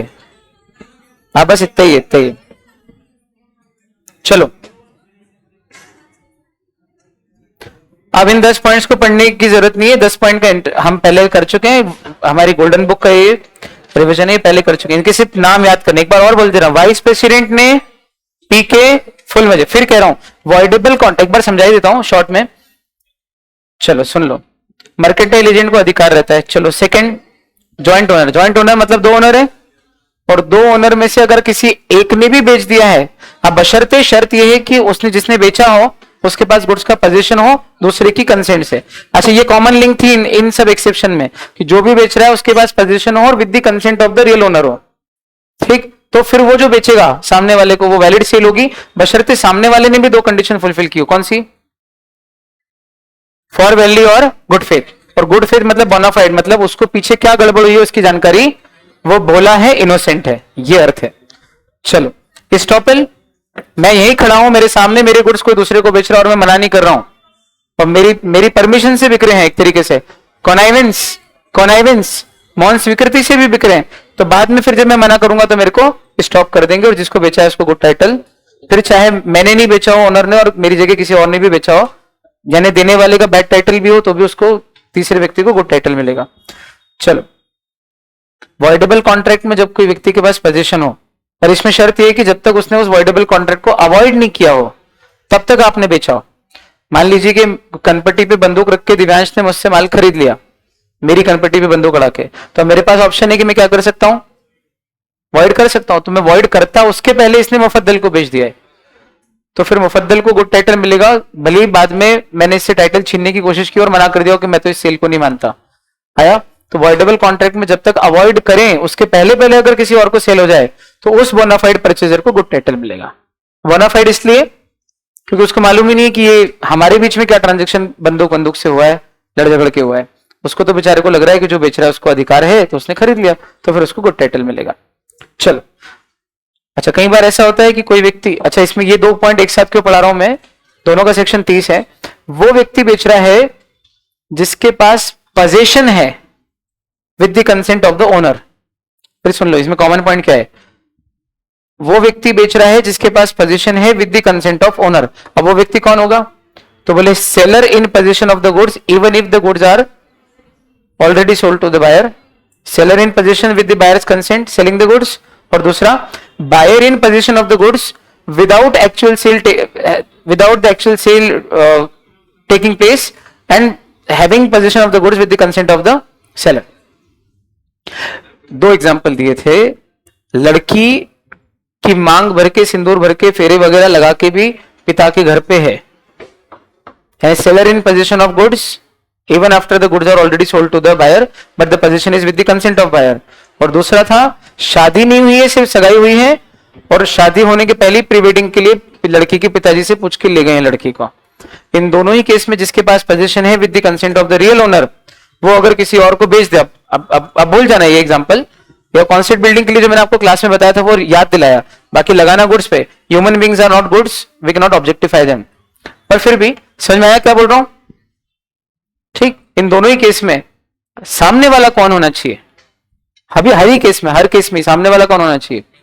Innocent buyer having possession of the, innocent buyer buying in good faith and for value. चलो चलो चलो चलो चलो, मन नहीं माना, मैंने कहा करा ही देते हैं। अनपेड सेलर का तो सबको ही मालूम है क्या क्या खेल है पूरा। अनपेड सेलर को तो अधिकार रहता ही है बेचने का। कब? जब गुड्स का पोजीशन उसके पास हो, आफ्टर लीन या right of stoppage in transit, और बायर पेमेंट नहीं कर रहा हो तो वो रीजनेबल टाइम तक वेट करेगा और उसके बाद गुड्स को बेच देगा। फाइंडर ऑफ लॉस गुड्स को बेचने का अधिकार 3 सिचुएशन में आता है। या तो गुड्स के ऊपर वो कुछ खर्चा हुआ और वो दे नहीं रहा है खर्चा, और दैट खर्चा हैज अमाउंटेड टू 2/3 या more of the value of the goods, या रीजनेबल टाइम हो गया अभी तक ट्रू ओनर मिल ही नहीं रहा है तो, या फिर गुड्स पेरिशेबल नेचर के हो तो। इन 3 केसेस में फाइंडर ऑफ लॉस गुड्स को बेचने का अधिकार हो जाता है। और अगर वो किसी को बेचता है तो जिसको भी बेचता है उसको गुड ओनरशिप मिलती है, चाहे फिर उसका खुद का टाइटल बैड ही क्यों ना हो। फटाफट प्लेजी बेच सकता है कब? प्लेजी को राइट है या ओनरशिप है? राइट है। लॉ ने दिया कि अगर तूने पैसा उधार दिया, गुड्स गिरवी रखे, और अगर पैसा नहीं दे रहा है तो जो गुड्स तूने गिरवी रखे वो किसी को बेच के अपना पैसा वसूल कर सकता है, और जिसको भी बेचेगा उसको गुड टाइटल मिलेगा बशर्ते वो इनोसेंट आदमी। और तीसरा, किसी कंपनी के केस में लिक्विडेटर या नॉर्मल आदमी इंसॉल्वेंट हुआ हो तो उसके केस में इंसॉल्वेंट होने पे जब कोई व्यक्ति रिसीवर या असाइनी अपॉइंट होता है तो फिर ओनर वो तो नहीं, ओनर तो मैं हूं जो इंसॉल्वेंट हुआ हूं, फिर भी बेचने का अधिकार उसको ही रहता है, और वो जिसको बेचे उसको गुड टाइटल मिलता है। पूरा कॉन्सेप्ट मालूम है आपको लिक्विडेशन का, इंसॉल्वेंट का, और असाइनी, लिक्विडेटर या रिसीवर का? बोलो हाँ, शार्प। गुड्स की डिलीवरी 3 प्रकार से होती है मेनली, एक्चुअल, कंस्ट्रक्टिव और सिंबॉलिक। चलो फटाफट से बताना। आप आए, मैंने आपको गुड्स बेचने का प्रॉमिस किया था और मैंने गुड्स दे दिए खुद से आपके हाथ में, या आपके घर भिजवा दिए, ये क्या होगी? Actual delivery. मैंने कहा कि वो गोडाउन में माल पड़ा है, आपको फोन पे बात करवा देता हूँ, तीसरे व्यक्ति के पास गुड्स पड़े, उसने एक्नॉलेज कर दिया कि हाँ जाओ आपके गुड्स मेरे पास पड़े, तो मेरी तरफ से कौन सी डिलीवरी होगी? डीम्ड। कंस्ट्रो से बनाई है कंस्ट्रक्टिव डिलीवरी। हाँ, वहां जाके ले लोगे तब कौन सी हो जाएगी? एक्चुअल। पर अभी इस समय कौन सी हो गई है? कंस्ट्रक्टिव। और मैंने कहा ये चाबी लो गोडाउन की और वहां से जाके ले लो, तो ये चाबी सिंबॉलिक है, और जब वहां से उठा लोगे तो एक्चुअल हो जाएगी। टोकन वोकन देना है सिंबल, या टोकन देना है सिंबल। और फ्यूचर में जो डिलीवरी होगी उसको कौन सी डिलीवरी बोलते हैं? Forward delivery. बहुत ही बढ़िया, बहुत ही बढ़िया। चलो भाई, अनलेस अदरवाइज अग्रीड, बायर को ही अप्लाई करना पड़ेगा डिलीवरी के लिए पहले, तो ही सेलर डिलीवर करेगा। हाँ, कुछ और बात हो तो बात अलग है, अदरवाइज जनरल रूल इज, बिना कहे का रूल ये है कि buyer will apply for the delivery of the goods. Goods कहां डिलीवर होंगे जल्दी बताओ? What will be the place of delivery? बोले जो भी अग्रीड प्लेस होगी वहां पे डिलीवर होंगे। और अगर कोई प्लेस ऑफ डिलीवरी अग्रीड नहीं हुई हो तो बोले जिस समय अग्रीमेंट टू सेल हुआ था उस समय गुड्स जहां पे थे वहां डिलीवर होगी। और अगर मैन्युफैक्चर नहीं हुए थे तो फिर जहां मैन्युफैक्चर हुए या प्रोड्यूस हुए वहां डिलीवरी होगी। आ गया रूल समझ में? ये तो ताजा ताजी पड़ा है। टाइम ऑफ डिलीवरी, कब डिलीवर करोगे? बोले फिक्स टाइम पे, जो भी टाइम फिक्स हो उस टाइम पे, और टाइम नहीं फिक्स हो तो रीजनेबल टाइम के अंदर अंदर आप गुड्स को डिलीवर करोगे। अच्छा, अगर आपने रीजनेबल टाइम पे तो दिया लेकिन रीजनेबल आवर में नहीं दिया तो फिर वो डिलीवरी इनइफेक्चुअल मानी जाएगी, इनइफेक्टिव डिलीवरी मानी नहीं जाएगी कि आपने करी है। मतलब रीजनेबल टाइम यानी डे ही नहीं, रीजनेबल आवर पे। और आवर कौन सा रीजनेबल होता है? Depending upon facts and circumstances of each case. सही है क्या? बहुत बढ़िया। थर्ड पार्टी के पास गुड्स पड़े हो तो, गोडाउन में मगन के पास गुड्स पड़े हों तो जब तक मगन एक्नॉलेज नहीं करता है कि हाँ आ जाओ आपके गुड्स मेरे पास पड़े हैं, तब तक डिलीवरी नहीं मानी जाएगी। और जैसे मगन ने आपने बात करा दी, मगन ने बोल दिया आ जाओ पड़े, तो हमारी तरफ से डिलीवरी हो गई। कौन सी? कंस्ट्रक्टिव। अब आपको जाके बस डिलीवरी लेना है। डिलीवरी के एक्सपेंसेस कौन बियर करेगा? बोले जो आपके बीच में अग्रीड हुआ हो वो बियर करेगा। और कुछ नहीं लिखा हो तो if nothing is mention then delivery charges shall always be borne by seller. गलत क्वांटिटी डिलीवर हो गई तो 3 प्रकार से गलत होती है, एक्सेस डिलीवरी, लेस डिलीवरी, या मिक्सिंग ऑफ द गुड्स। अच्छा, मिक्सिंग फिर 2 तरह की होती है, एक तो 2 अलग अलग डिस्क्रिप्शन के गुड्स की मिक्सिंग और एक इंफीरियर क्वालिटी के गुड्स की मिक्सिंग। बराबर? हाँ। अब अगर अलग अलग गुड्स की मिक्सिंग और वो सेवरेबल हो तो आप जितना चाहिए उतना रख के, जो चाहिए वो रख के बाकी लौटा सकते हो। और सेवर नहीं हो पा रहे हो तो पूरे के पूरे ही आप लौटा सकते हो। इंफीरियर में भी यही कर सकते हो कि इंफीरियर हटा के अच्छे रख सकते हो सेवरेबल हुए तो। लेकिन ये याद रखना कि इंफीरियर मिक्सिंग को goods of mixing of goods of different description से अलग रखना है ना। सेव में परमल को मिलाना mixing goods of one description with another, और अच्छी क्वालिटी की सेव में बुरी क्वालिटी की सेव को मिलाना is mixing of inferior save with superior save. अच्छा, एक्सेस डिलीवरी में क्या होगा, या तो वो पूरा रिजेक्ट करेगा या फिर जितना चाहिए उतना रखेगा बाकी, या फिर पूरा एक्सेप्ट करेगा। पूरा एक्सेप्ट करेगा तो कॉन्ट्रैक्ट प्राइस के प्रोपोर्शनेट में बढ़ा के देगा। ठीक, ये आपको समझ में आएगा। अच्छा, अंडर डिलीवरी में या तो मना कर देगा नीचे, या जितना ठीक है जितना है उतना ही दे दो, तो फिर पे भी उसके प्रोपोर्शन में उतना ही करने के लिए बाउंड है ना। इन सब में एक राइट है, वॉइडेबल हो जा रहे हैं। चाहो तो आप पूरा भी रिजेक्ट कर सकते हो, क्योंकि जितना चाहिए मगर तो उतना ही चाहिए ना, और मैंने रीजन बताया था ऐसा क्यों, है ना। शार्प सारी डिलीवरी होगी, मैं पढ़ने की जरूरत नहीं अपने को, बस मुझे ये मालूम है कि हेडिंग क्या है, अंदर का आपको सब आता है। बहुत बढ़िया। पार्ट डिलीवरी का क्या इफेक्ट है,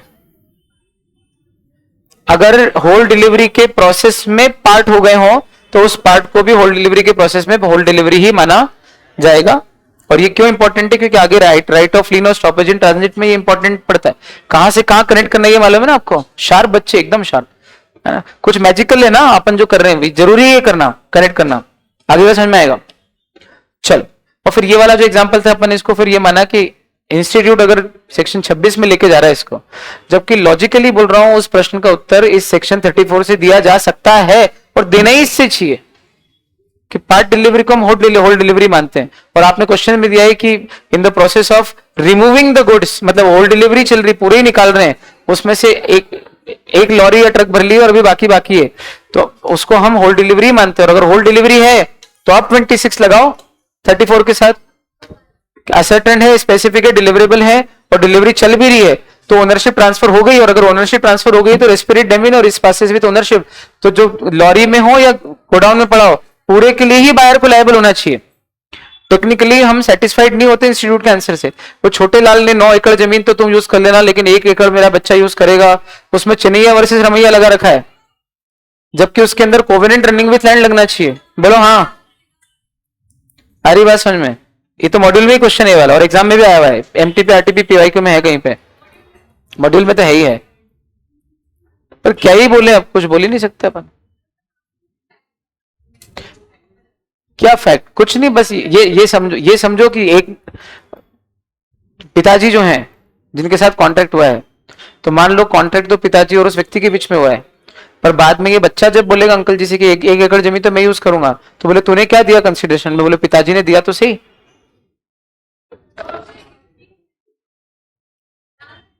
अब मैं क्या कह रहा हूं, सब गलत है, पूरा आंसर ही गलत है इंस्टीट्यूट का।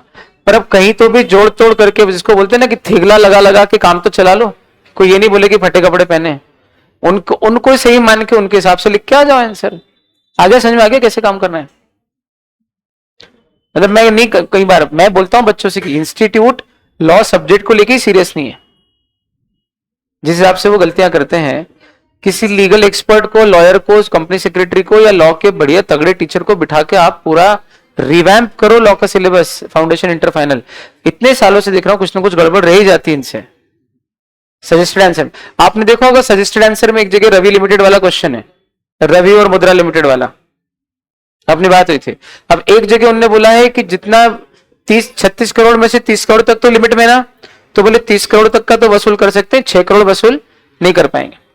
अब कौन समझा है कि क्लियर कट लिखा है कि अल्ट्रा वायरस ट्रांजेक्शन वॉइड एब इनिशियो होते हैं, कंप्लीटली वॉइड होते हैं। उसमें जितने लिमिट में वो भी छोड़ो, पूरे 36 के लिए लायबल नहीं कंपनी। और रेमेडी ये है कि आप बोर्ड ऑफ डायरेक्टर से ले सकते हो, बाकी कंपनी के खिलाफ कोई रेमेडी नहीं। इसका यही सही उत्तर है एकमात्र। ये तो अर्थ क्या होता है वॉइड एब इनिशियो का, आ रही बात समझ में, कंप्लीटली वॉइड एब इनिशियो। तो पहले उन्होंने आंसर दिया, लेकिन बाद के एमटीपी में या कहीं पे आप देखोगे तो उन्होंने फिर उत्तर दूसरा भी दिया है, उसी तरह के क्वेश्चन में दिया है ना।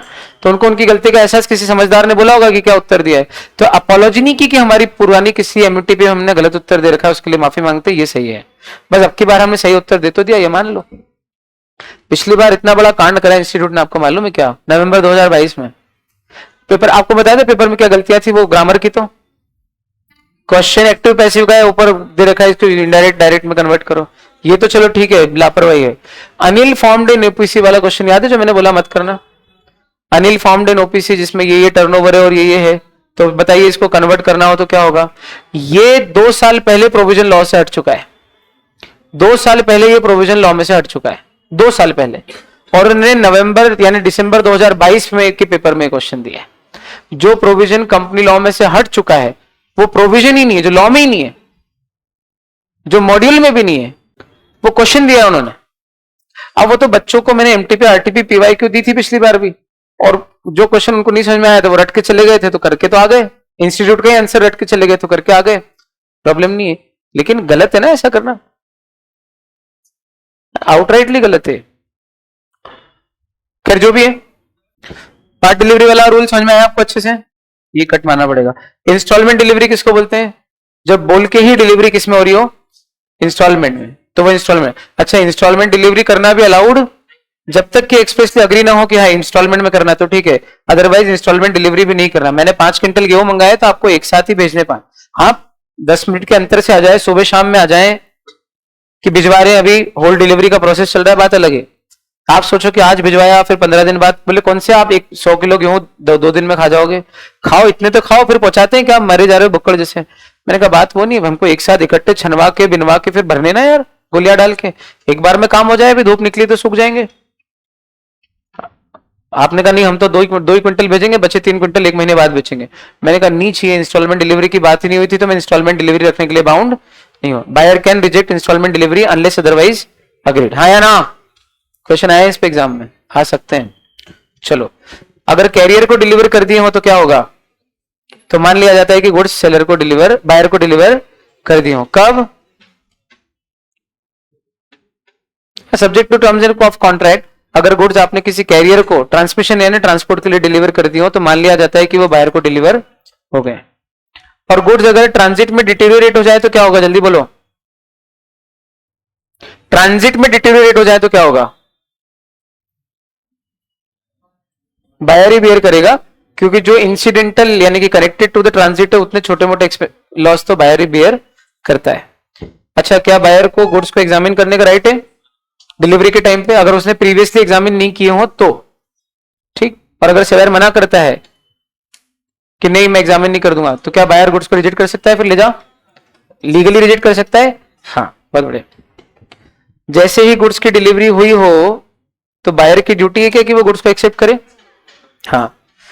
तो क्या करेगा वो, या तो इंटीमेट करेगा, या फिर अगर गुड्स रिजेक्ट कर रहा है तो रीजनेबल टाइम में नोटिस देगा कि रिजेक्ट कर रहा हूं, या फिर ऐसा कोई काम कर दे जो सेलर की ओनरशिप से इनकंसिस्टेंट हो, फर्दर सेल या प्लेज, तो समझ जाओ उसने गुड्स एक्सेप्ट कर ली। इन 3 तरीकों से गुड्स क्या हो जाते हैं, अपने आप एक्सेप्ट हो जाते हैं। क्या बायर को गुड्स रिजेक्ट करने का अधिकार तो है पर रिटर्न करने की जिम्मेदारी नहीं है, रिजेक्ट और रिटर्न में क्या अंतर है, रिजेक्ट करना मतलब मेरे को नीचे मना कर दिया है, रिजेक्ट तो वो करेगा पर रिटर्न करने ने फिजिकली देने जाना पोजीशन, वो बायर की जिम्मेदारी, unless otherwise agreed, unless otherwise agreed. Seller ने बोला हो कि आपको इलाके देना पड़ेगा, बात अलग है, कुछ नहीं बोला हो तो रिटर्न लेने जाने की जिम्मेदारी भी सेलर की, रिटर्न बायर ने जो गुड्स रिजेक्ट किए उनको रिटर्न में लेने जाने की जिम्मेदारी सेलर की होती। बोला आया क्लियर एकदम, बहुत बढ़िया। अनपेड सेलर 5 मिनट में हो जाएगा क्योंकि ये बहुत इजी यूनिट है, यही यूनिट थी जितनी भी टफ है। कल एबीसी एनालिसिस देखा आपने, इस यूनिट में से क्वेश्चन आते आता है एक, transfer of property and risk, C unit, तगड़ी यूनिट थी। अनपेड सेलर से भी आएगा पर ये आसान बहुत है। 1 भी रुपया कम हो तो भी सेलर कैसा है, और 1 ही रुपया दिया हो बाकी पूरा अनपेड हो तो भी अनपेड, कुछ भी अनपेड है तो अनपेड। पर 100 रुपए में खरीदा था, 20 रुपए का पेन दे दिया, 80 रुपए नगद दे दिए, फिर अनपेड माना जाएगा क्या, नहीं नहीं नहीं नहीं, याद है ना, सेल में कंसिडरेशन प्राइस होना चाहिए पर पूरा का पूरा प्राइस तो जरूरी नहीं, पार्टली प्राइस और पार्टली काइंड भी हो तो उसको मानते सेल ही है। इस पे भी क्वेश्चन एग्जाम में आए हुए। तो कितने तरीके से सेलर अनपेड रह जाता है, या तो पूरी की पूरी प्राइस पे नहीं की हो, whole of the price has not been paid, या फिर कंडीशनल पेमेंट किया हो by way of a negotiable instrument and that negotiable instrument has dishonoured, in that case the seller will be deemed to be an unpaid seller. Definition unpaid seller की 45 में है और 46 में उसके राइट्स चालू हो जाएंगे, करें। और स्मॉल से स्मॉल ड्यू भी अगर रह गया हो तो भी अनपेड सेलर, और यहां the term unpaid seller includes his agent also, मैंने नहीं बेचा, मेरे एजेंट ने बेचा और उसको नहीं दिया है, तो भी ये माना जाएगा कि मैं अनपेड हूं। या सेलर एजेंट भी अनपेड है तो ये माना जाएगा कि वो अनपेड सेलर है। इसके लॉजिक भी दे दिए आपको क्यों ऐसा है ना, अपनी रेगुलर क्लास में सब लॉजिक्स हैं। चलो क्या राइट अनपेड सेलर के, जल्दी बोल दो, ये तो कल ही पढ़ा है यार, कल और परसों 2 दिन में एकदम ताजा था। और खैर नहीं भी पढ़ा होता कल परसों के अंदर अपन ने तो भी बहुत ही आसान पॉइंट है। बोलो जल्दी क्या है ये, 2 ही राइट है, राइट अगेंस्ट द गुड्स और राइट अगेंस्ट द बायर। फटाफट से चार्ट बना दो, फटाफट से चार्ट बना दो। अगर ओनरशिप पोजीशन दोनों ट्रांसफर नहीं हुए हो तो right to with holder delivery. Ownership transfer हुई हो, पोजीशन ट्रांसफर नहीं हुआ हो तो लीन कर लेगा। अच्छा जल्दी बोलो, लीन में कब, या तो कैश सेल्स हुई थी कैश नहीं दिया, क्रेडिट सेल्स हुई थी क्रेडिट पीरियड एक्सपायर हो गया अभी तक पैसा नहीं दिया, या बिल ऑफ एक्सचेंज जो भी नेगोशिएबल इंस्ट्रूमेंट था वो डिसऑनर हो गया, या बायर इंसॉल्वेंट भी हो गया, है ना। तो इस केस के अंदर राइट ऑफ लीन है। और राइट ऑफ लीन तभी तक है जब तक कैरियर को नहीं दिया, गुड्स से पार्ट नहीं हुए हो। पार्ट हो गए हो तो फिर लीन गया, फिर स्टॉपेज इन ट्रांजिट चालू हो जाता है। और स्टॉपेज इन ट्रांजिट का राइट तभी मिलता है जब बायर के इंसॉल्वेंट होने की घोषणा आई हो। उसमें भी जब तक ट्रांजिट चालू होगा तब तक ही स्टॉपेज इन ट्रांजिट कर सकते हो। एक बार ट्रांजिट एंड हो गया तो स्टॉपेज इन ट्रांजिट। तो फिर ट्रांजिट कब तक चलता है, जब तक बायर आके डिलीवरी न ले ले, या फिर डेस्टिनेशन पे पहुंच गए हो और अगर कैरियर ने एक्नॉलेज कर दिया हो तो भी ट्रांजिट एंड हो जाती है, या फिर वो जो शिप है वो बायर के द्वारा ही चार्टर्ड हो, हायर्ड हो, उसमें गुड्स डाल दी हो आपने, इन सब के से, या फिर बिल ऑफ, या फिर आपकी कंसेंट से उसके पास पोजीशन, सॉरी नहीं, या फिर आपने गुड्स तो नहीं पहुंचाया लेकिन बिल ऑफ लैंडिंग वगैरह या रेलवे रिसीट पहुंचा दी हो, डॉक्यूमेंट ऑफ टाइटल, और आपकी कंसेंट से उसने फर्दर भेज दिए हो, तब भी आप स्टॉपेज इन ट्रांजिट नहीं कर सकते। मतलब कब कब स्टॉपेज इन ट्रांजिट नहीं कर सकते या ट्रांजिट एंड हो जाता है, ये अपने को आता है अच्छे से। तो कोई जरूरत नहीं कुछ भी आना आपको पढ़ने की ना मुझे पढ़ने की, है ना। वो तो अपन पढ़ते हैं लाइन बाय लाइन, इसलिए इतना पढ़ना पड़ता है। नहीं तो ये सब कुछ नहीं भी हो तो भी पूरा चैप्टर पढ़ सकते हैं अपन सारे के सारे, हेडिंग हेडिंग देखते जाओ तो भी काम हो जाता है। बोला पूरा याद है अच्छे से, शार्प। और तीसरा राइट क्या है, against the goods when the ownership is transferred but the possession is not transferred, right of resale. अच्छा रीसेल का जो राइट है ये या तो 1-3 होगा या 2-1-3 होगा, where 1 is lien, 2 is stoppage in transit और 3 इज रीसेल। तो जो 3 जब भी होगा वो या तो 1 के बाद होगा या 2-1-3 होगा।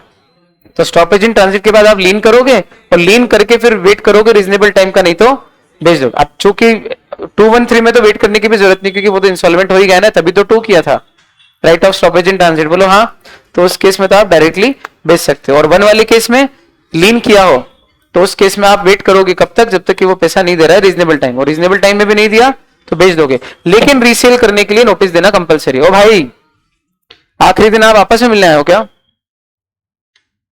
तो कहां है ध्यान, कहां है, किधर देख रहे बच्चे, सो गई क्या। सुनो सुनो, तुम लोगों के नीचे मुंह थे, मेरे को कुछ भी नहीं दिख रहा था।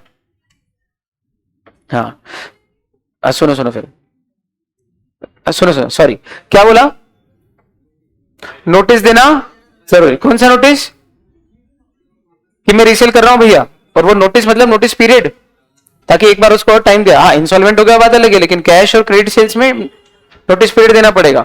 और वो नोटिस पीरियड में पैसे ले आया तो ठीक, और नहीं लाया तो रीसेल करूंगा। और उस रीसेल में कुछ लॉस हुआ तो तू डैमेजेस देगा, और उस रीसेल में प्रॉफिट हुआ तो मैं रखूंगा। लेकिन बिना नोटिस दिए अगर बेच दिया हो, बिना नोटिस दिए अगर बेच दिया हो तो फिर प्रॉफिट हुआ तो बायर लेगा, वो ओरिजिनल बायर, और लॉस हुआ तो सेलर बेयर करेगा, घाटा हो जाएगा। आगे बात समझ में, यस क्या हो गया ये। हाँ और तीसरा रीसेल का तीसरा रेट कब है, जब गुड्स पेरिशेबल नेचर के हो, तब भी आप गुड्स को क्या कर सकते हो, रीसेल कर सकते हो। अच्छा अगेंस्ट द बायर क्या राइट है, एक ही राइट है, सूट फाइल कर सकते हो आप। हाँ वो सूट 3 चीजों को लेके हो सकती है, कौन सी, प्राइस को लेके, इंटरेस्ट को लेके और डैमेजेस। लेकिन मजे की बात, ये जो सेकंड राइट है अगेंस्ट द बायर, ये फर्स्ट वाला राइट एक्सरसाइज करने के बाद भी यूज कर सकते हो। लेकिन जहां पर सिर्फ यही वाला राइट हो, क्यों, क्योंकि पोजीशन और ओनरशिप दोनों ट्रांसफर हो गई, अथवा पोजीशन तो ट्रांसफर हो ही गए, तब आप गुड्स के खिलाफ तो कुछ भी नहीं कर सकते, तब आपको सिर्फ एक ही राइट मिलता है, कौन सा, अगेंस्ट द बायर। मतलब गुड्स पे राइट कब मिलता है ये बता दो बस। कीवर्ड क्या है, पोजीशन।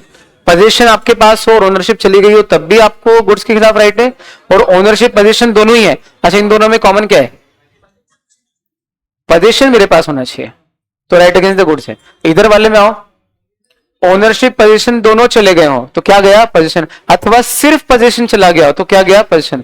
तो यहां क्या रह जाए तो राइट से पोजीशन, और क्या चले जाए तो हमको फिर ये वाला राइट मिलेगा पोजीशन। पूरा खेल right of buyer against the goods होगा या against the right of seller against the buyer होगा या गुड्स होगा, ये पूरा डिपेंड करता है पोजीशन पे।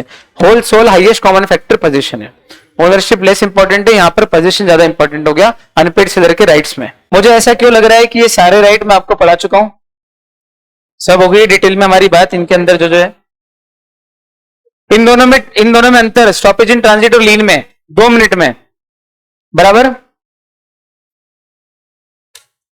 हाँ मेरे को लगा ही था ये वाला कभी ना कभी कोई ना कोई तो दोबारा पढ़वाएगा मेरे से, तो वो तो निकली, कोई बात नहीं। तो राइट ऑफ लीन और स्टॉपेज इन ट्रांजिट में अंतर मालूम है क्या, इसमें गुड्स का पोजीशन रिटेन करते हो, इसमें पोजीशन रिगेन करते हो।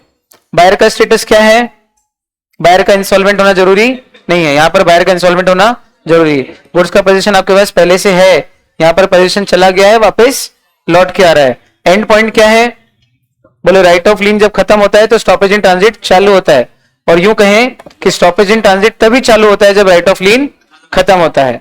और कौन करता है राइट ऑफ लीन, बोले सेलर खुद ही कर, बायर सॉरी सेलर खुद ही कर लेता है राइट ऑफ लीन, लेकिन right to stoppage in transit में सेलर तो आदेश देता है, असल में स्टॉपेज इन ट्रांजिट कैरियर या कैरियर का एजेंट करता है।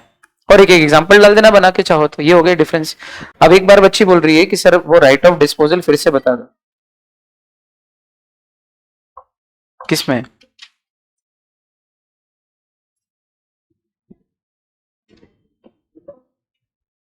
राइट ऑफ डिस्पोजल यहां क्यों कनेक्ट करेंगे,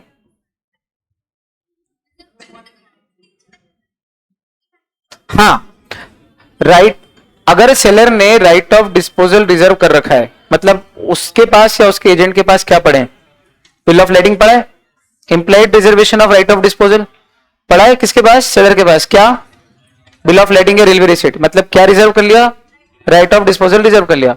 तो जैसे ये रिजर्व कर लिया है, कौन से पॉइंट पे थी, लीन में ना,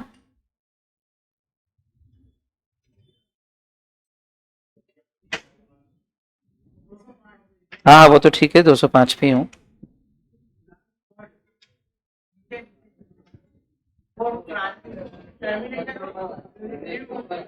ल्यूनी लीन, एन को उल्टा कर दिया तूने, एन को उल्टा कर दो ल्यू बन जाता है, LIU। हाँ, when he delivers the goods to a carrier or other wheelie for the purpose of transmission to the buyer without reserving the right of disposal। हाँ, इसका मतलब अगर आपने गुड्स का right of disposal reserve without यानी नहीं किया हो, मतलब क्या भेज दिए गुड्स के साथ, बिल ऑफ लेडिंग, और बिल ऑफ लेडिंग नहीं रखा खुद के पास, वो किसको दे दिया, बायर को या बायर के एजेंट को, तो टेक्निकली आपने उसको ओनरशिप भी दे दी, और ओनरशिप तो वैसे भी दे दी थी, लेकिन राइट ऑफ डिस्पोजल रिजर्व ना करो, बिल ऑफ लेडिंग भी उसको ही दे दो। तो मैंने बोला था ना कि डॉक्यूमेंट ऑफ टाइटल एक तरीके से गुड्स के बराबर होता है, वो जिसके हाथ में समझो पोजीशन भी आ गया उसको, तो टेक्निकली पोजीशन भी गया, और पोजीशन भी गया जब आपने रिजर्व ही नहीं करा, तो फिर अब आप पोजीशन को रोक कैसे सकते हो, जब पोजीशन गया तो फिर लीन गया ना। तो लीन कब टर्मिनेट हो गया, जब आपने राइट ऑफ डिस्पोजल रिजर्व किए बिना ही कैरियर को गुड्स दे दिए, तो लीन का राइट गया। मजे की बात क्या, राइट ऑफ डिस्पोजल रिजर्व करके अगर कैरियर को दो गुड्स, तो आपका लीन जिंदा है, तो लीन ही जिंदा, आपको स्टॉपेज इन ट्रांजिट बोलने की जरूरत ही नहीं है। आया समझ में, क्योंकि पोजीशन ही आपके पास है ना, जब बिल ऑफ लेडिंग आपके पास पड़ा है, मतलब एक तरीके से पोजीशन आपके पास पड़ा है। मतलब आप सोचो कि गुड्स की फिजिकल पोजीशन से ज्यादा इंपॉर्टेंस किसको दिया जा रहा है, डॉक्यूमेंट ऑफ टाइटल को दिया जा रहा है। तब स्टॉपेज इन ट्रांजिट का ही तो राइट है, उसके पास नहीं दिया है, कैरियर को ही दिया है कि जा ये लेके जा, दोनों मान लो, हाँ उसके पास नहीं पहुंचा है। अब आया समझ, चलो ये तीनों राइट हो गए। अच्छा इस वाले क्वेश्चन में यहाँ पे जयंत नहीं आएगा, क्या आएगा यहाँ पे, श्रीकांत आएगा ना, वो मिसप्रिंट हो गया, उससे पूरा अर्थ बदल जाएगा, गड़बड़ हो जाएगी। श्रीकांत, जयकांत, शिकरे कल बोला था। चल रीसेल का राइट भी हो गया, हाँ ये वाला राइट भी हो गया। जब दोनों ट्रांसफर नहीं हो तो क्या होगा, विथ होल्ड कर लो, अगेंस्ट द बायर के राइट भी हो गए। लास्ट, बायर के क्या राइट है अगेंस्ट द सेलर, जल्दी बोलो। बायर के राइट अगेंस्ट द सेलर, जल्दी। भाई मैंने पैसे दे दिए और तू माल नहीं बेच रहा है तो मेरे को मेरा पैसा वापस कर दे, सूट फॉर प्राइस। दूसरा, तेरे डिलीवरी नहीं करने से, गुड्स न भिजवाने से मेरे को जो नुकसान है उसके डैमेजेस दे दे। तीसरा, अगर गुड्स यूनिक नेचर के हैं या मार्केट में इजीली अवेलेबल नहीं हो रहे हैं, है ना तो उस केस के अंदर सेलर अगर रिफ्यूज कर रहा है कि मैं डिलीवरी नहीं दूंगा तो बायर बोल सकता है कि मेरे को डैमेजेस वैमेजेस कुछ नहीं चाहिए, मेरे को तो स्पेसिफिक परफॉर्मेंस ही चाहिए, मतलब जो कॉन्ट्रैक्ट में लिखा है वही चाहिए, बराबर। अगला, अगर ब्रीच ऑफ वारंटी या कंडीशन की हो तो उसके लिए भी सूट फाइल कर सकता है, ये तो बायर का राइट है ही, बोलने की बात नहीं है, बोलो हाँ। फिर अगर ब्रीच ऑफ कंडीशन वारंटी से कुछ डैमेजेस हुए तो उसके लिए डैमेजेस मांगने का भी राइट है। डैमेजेस का राइट दोनों में कॉमन है, कंडीशन में भी और वारंटी में भी। और तीसरा, अगर ब्रीच ऑफ कंडीशन ही हो गई हो तो फिर कॉन्ट्रैक्ट को रिपुडिएट करने का भी राइट है, किसका, बायर का। Buyers right against seller. चलो 2 मिनट में ऑक्शन सेल। ऑक्शन सेल मतलब बोली लगा के माल की नीलामी विक्रय, नीलामी ऑक्शन, नीलामी विक्रय नहीं। अब इसके अंदर एक बेस प्राइस होती है जिसके नीचे नहीं बेचा जाता है, और उसके नीचे बेच दो तो वो सेल वैलिड नहीं है। जो करवाता है ऑक्शन वो ऑक्शनियर होता है, जो बेचता है वो सेलर होता है। सेलर अगर फेक बिडिंग कराए बिना बताए तो प्रिटेंडेड बिडिंग बोलते हैं, लेकिन अगर वो right to bid at the auction reserve कर ले, पहले से बता दे सबको, एक्सप्रेसली रिजर्व कर ले, तो वो प्राइस बढ़ाने के लिए अपना आदमी बिठा के एजेंट या खुद भी बोली बढ़ा सकता है, वो वैलिड है, उसमें कोई प्रॉब्लम नहीं है। दूसरा, successive bids of advancing sum चलता है। लॉट में अगर माल रखा हो तो each lot is a subject matter of separate contract of sale, हर लॉट अलग अलग बिकेगा और हर लॉट का अलग अलग ऑक्शन होगा। If the goods are kept in lots, if they are not kept in lots तो फिर एक ही ऑक्शन में सारे गुड्स कवर हो जाते हैं, लेकिन if the goods are kept in lots तो आपको पता है क्या होगा। मजे की बात है कि क्या auction is a kind of invitation to offer, auction पूरा कंडक्ट करना, और बिड इज एन ऑफर, और फॉल ऑफ हैमर और any other customary manner is acceptance. और कब तक वो अपनी बिड विड्रॉ कर सकता है, ऑफर विड्रॉ कर सकता है, ऑफर रिवोक, जब तक कि एक्सेप्टेंस ना हो जाए, वही रूल है। फॉल ऑफ हैमर और एनी अदर कस्टमरी मैनर, उसके पहले पहले वो बिड विड्रॉ कर सकता है।